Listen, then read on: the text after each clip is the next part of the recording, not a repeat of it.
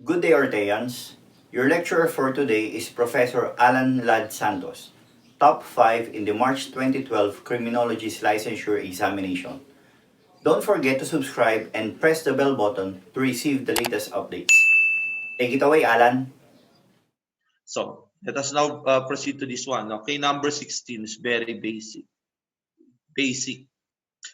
The police force of the Southeast Asian country headed by Director General holding the rank of Police General, parehas na tayo, no?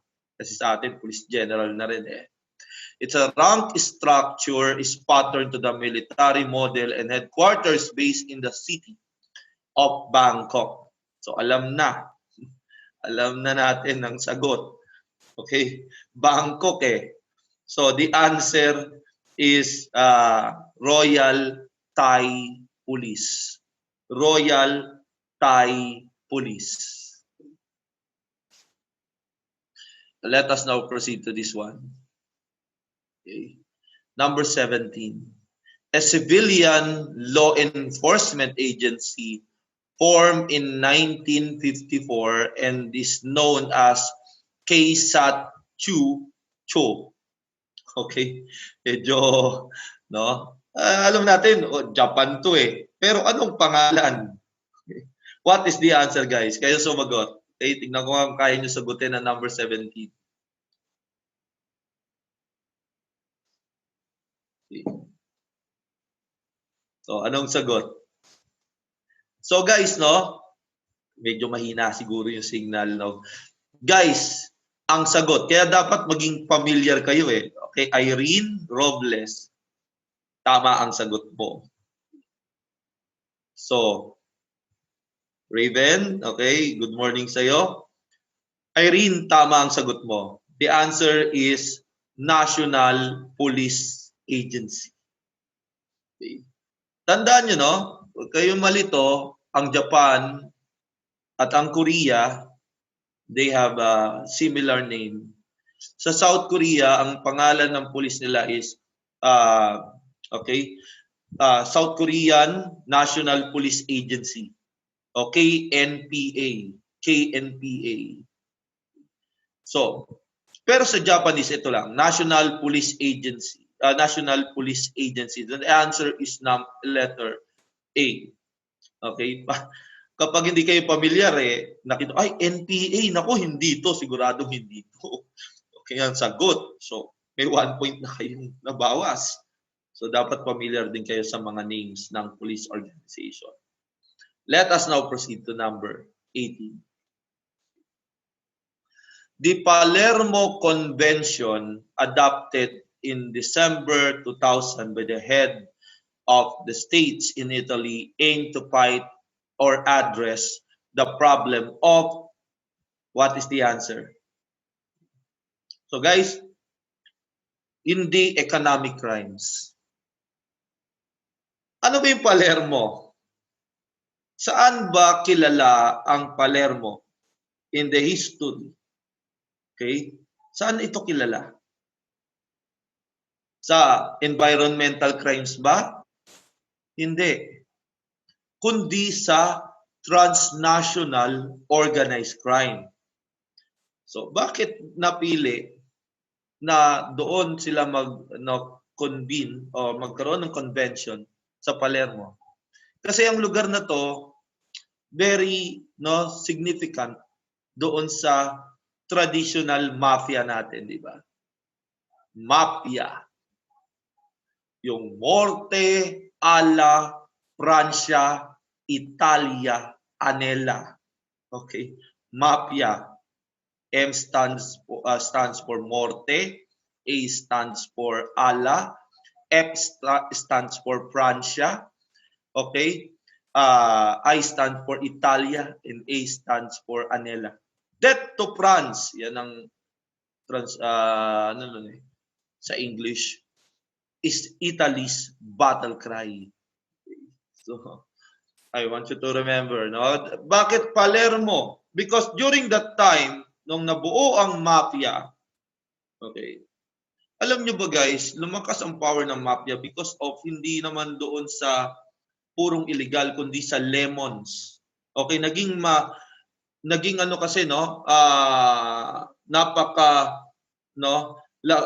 napakagandang negosyo yung pag-export ng lemons during that time, at yun ang ni-utilize nila, no, yung pagtatanim, pagkakamkam ng lupa para, no, kasi ano yun parang feudalism dati, okay? So ang ginawa nila, kinuha nila yung mga lupa by means of force, and then sa kanila nilagyan ng mga lemons. So, tandaan nyo guys, no, na ang supreme leader during that time, Don of Dons, Don pa ng mga Dons, ay dito nakatira sa Palermo, okay, sa capital of Sicily. So, kaya ang Palermo ay mahalaga sa history ng kasaysayan ng mga sindikato. So the answer is alpha. Number 18, the answer is alpha. So let us now proceed to this. The famous patrol system of Japan is known as no-brainer. Okay, alam natin. Okay, the answer is Koban. Ano naman to, sir, tong Crime Stopper? Anong bansa ang nag-i-implement nitong system na ito? Any idea kung anong bansa na gumagamit ng tinatawag na Crime Stopper? The answer, guys, is Australia.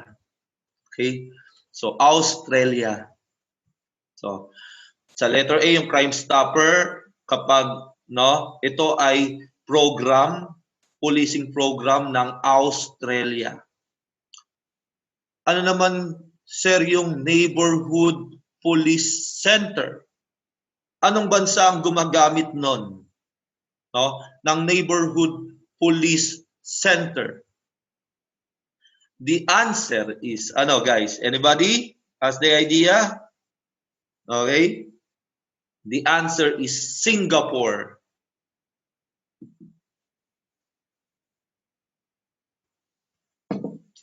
Updated tayo, guys, no? Pang-ilan na ang Singapore sa pinaka-safe na lugar? Yung may pinaka-konting crime rate sa buong mundo. Pang-ilan ng Singapore? Okay, do you have any guess? Meron ba kayong hula? Kung pang-ilan na ang Singapore?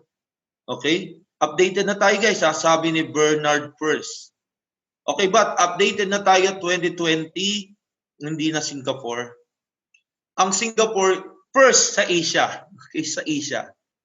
And sa Asia, first. Pero pag sa buong mundo, okay, sa buong mundo, pang-pito na ang Singapore.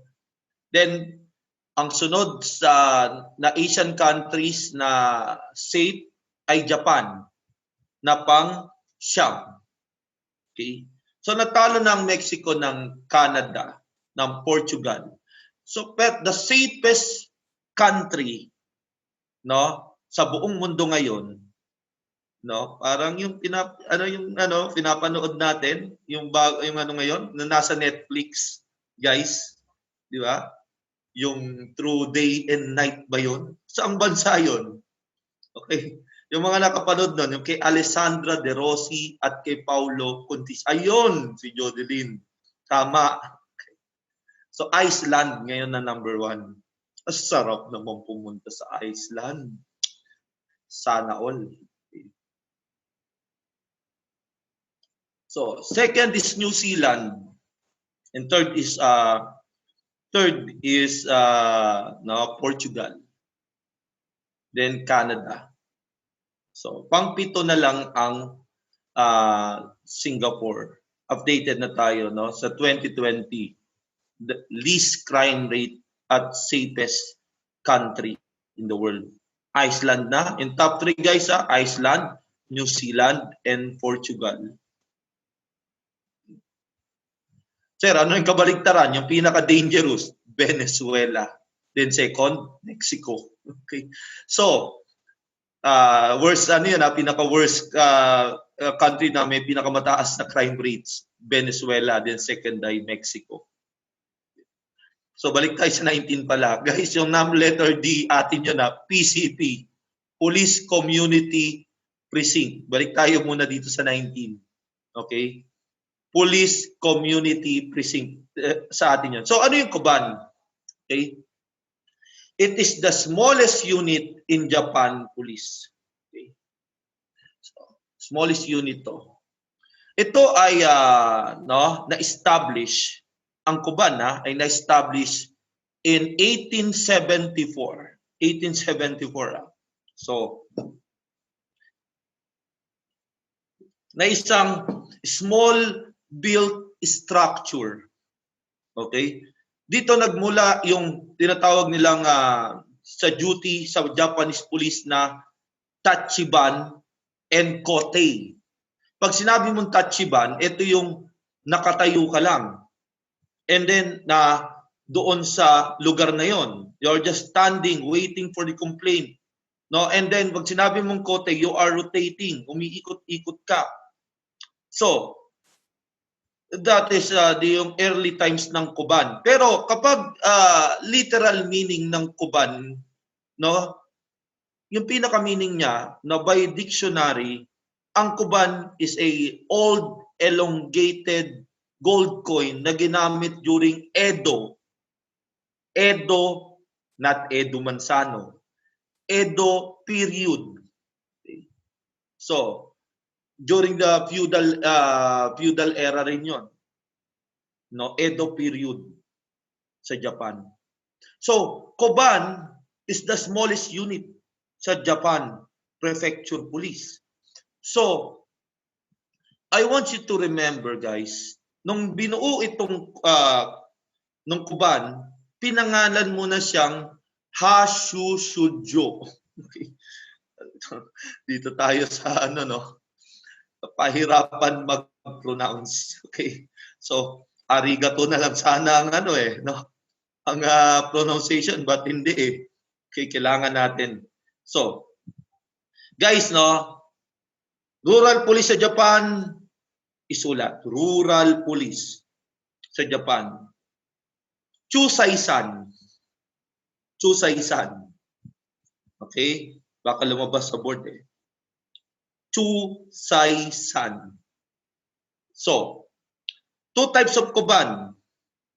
Okay, types of Kuban tayo. Una, Chusaisho.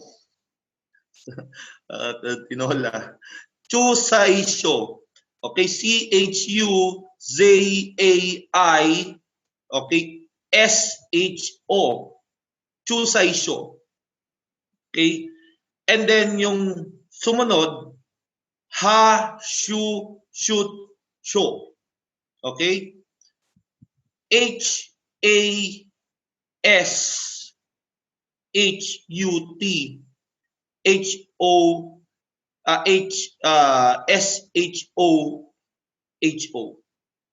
Okay, so medyo mahirap talagang i-pronounce. Anong pagkakaiba nila? When you say Chusaisho, ito lang yung keyword nyo dun It is man o tinatauhan. It is man by a single police. Okay? Nakatira siya sa Kuban na yon, no? With his family. No? Residing sa Kuban with his family. Doon na siya nakatira sa Kuban. Located ang Chusaisho outside urban district. So sa medyo malalayong lugar. Outside the urban district. So understandable kasi konti lang naman ang pulis, kaya isang pulis lang ang nandoon. Okay. Then the Hashushutsho, okay, it is different. Located within. Okay, located within the urban district. Manned by at least 4 to 6 police officer, remember, 4 to 6 police officer, okay, working into a shifting duty. Shifting sila ron. Kaya 24 hours din yun. Okay. So itong Kuban, guys, tandaan nyo, in 1974, it was pattern. There is a belief na ito ay ginaya sa police box. Actually, ang Kuban is, in English niya, no, tawag niyan police boxes of Robert Peel. Okay, dati kasi during the 1829, after the establishment of Metropolitan Police, nagtayo si Robert Peel ng telephone booth kung saan yung phone doon directly connected sa police station. Okay? So, directly connected sa police station. So, that is police box ang tawag nila doon. Police box. Okay. So, ginaya ito ng Japan. Ginawa nilang Kuban. But, in-improve nila, imbis na telepono, police talaga ang nandun. And then, yung successful na policing system na to, we also adopted sa atin, police community precinct. Police community precinct. So, take note of that. Okay, may tanong. Ano po ulit ang spell nung sa urban district? Okay, buta, pahirapan tayo. Okay, anong spell? Ito ang spelling, ha. Ha, H-A, okay, H-A, S-H-O, S-H, okay, U-T, S-H-O. Ha, shu, shoot, show. Okay. So, yan, medyo mahirap talaga, no? So, kailangan medyo praktisado yun tayo sa pag-pronounce ng Japanese term na yan.